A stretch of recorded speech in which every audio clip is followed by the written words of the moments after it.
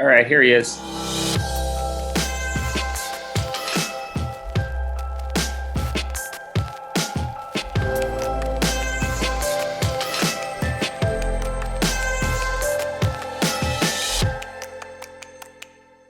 So we're both Black writers who have a very tangible connection to Judaism and Jewish folks in our family. You've always known this. I just found this out 3-4 years ago, something like that. That it was not talked about in my family, and now we know more about it. So I'm beginning a long-term exploration to what does it mean to be Jewish? Because I'm part of that group as well. You've almost always written about Blackness. Do you want to write about Jewishness more? It's so interesting. Being Jewish, it's an interesting thing. Most of my relatives from Eastern Europe were communists. They were Trotskyites. They were not. They weren't going to shul. They just weren't doing that. I mean, they were speaking Yiddish, and maybe 13th birthday is important and that kind of stuff. But anybody who's the Jewish in the way that my family was, they understand my writing as being a part of a legacy of writing. I mean, there's always Jewish people in my writing, but differently than that. I'm not trying to work out specific issues. Easy's always remembering when he was in concentration camps, when he was in World War II. And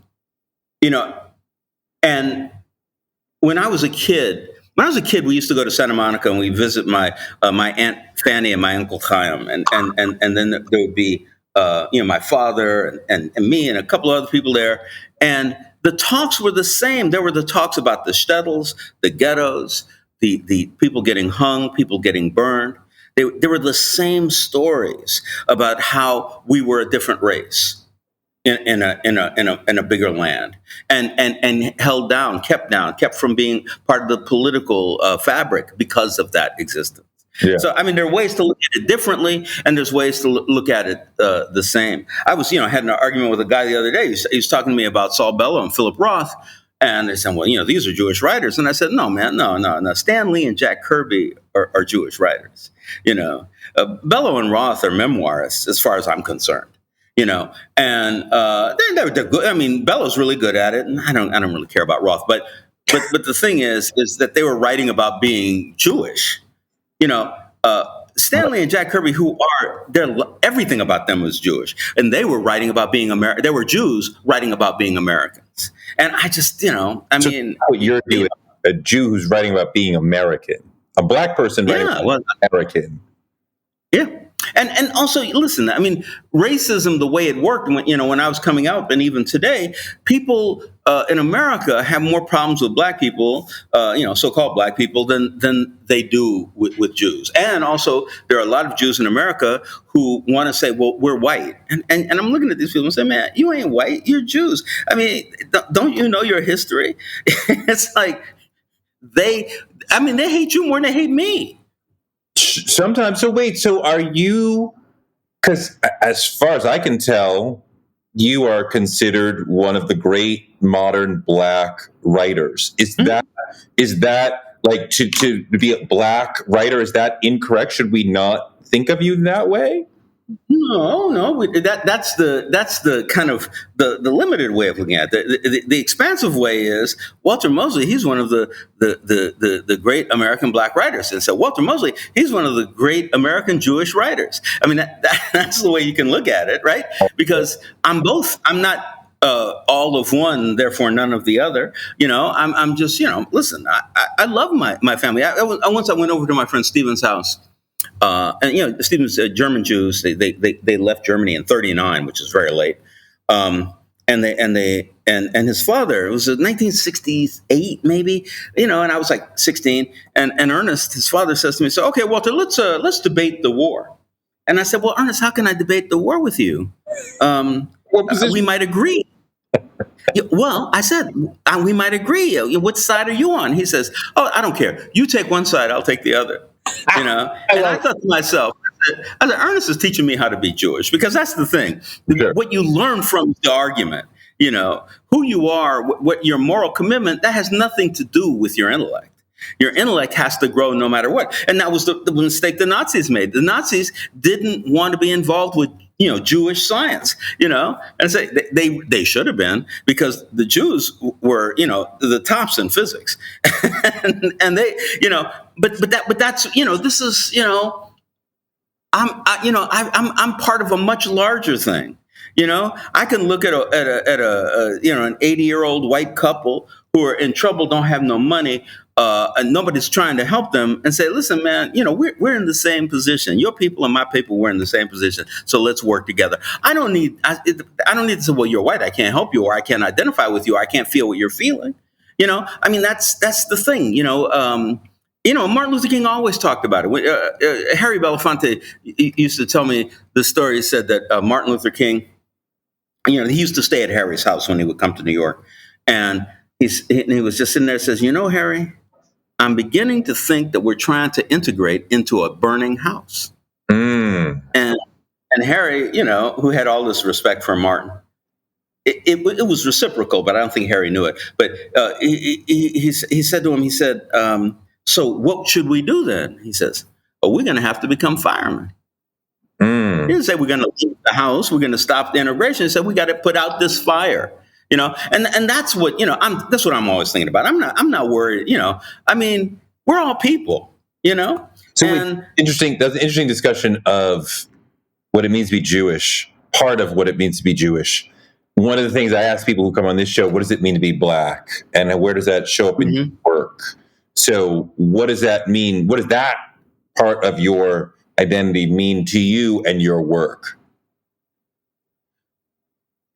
Part of racism in America is to denigrate Blackness, and very specifically, not only certainly, maybe not even more, but in a certain way, Black men. Mm-hmm. And I've been raised by and around such incredibly beautiful and wonderful Black men who've been there for their children, been there for their community, been there for they're just there. If a Black man on my block, he doesn't even know my name, sees me doing something wrong and say, excuse me, son, I know you live in that house right there and you're doing the wrong thing. Now, you don't want me to go talk to your parents about this, because he was doing right by me.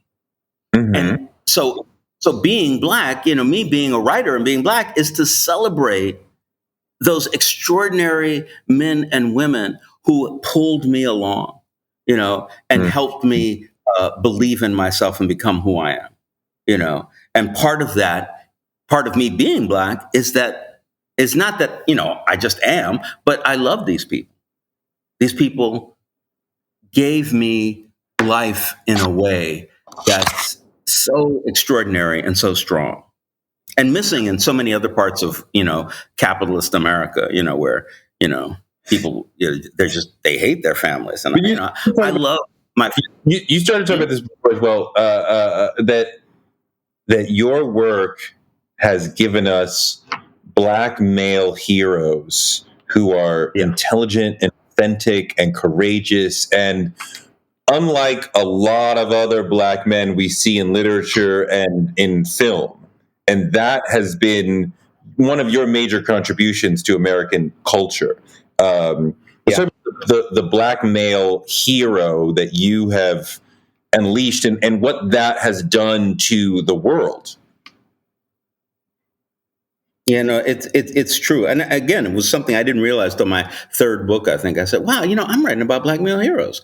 That's wild, And they're great writers. I mean, Richard Wright, Ralph Ellison. There are a lot of great writers who write about Black men, but they're not heroes. They're protagonists, but they're not heroes. Right. They're people that, and it's not even that they have flaws, because, Jackson Blue has flaws. Mouse has flaws, but they are still, they're lovable. They're building the world around us, Right. And I'm thinking, why I really want to write about these characters. And it's not that I have anything against Black women, and that, I have a lot of very powerful, very wonderful Black women, but the Black male heroes are something that is very rarely written about, even by Black people.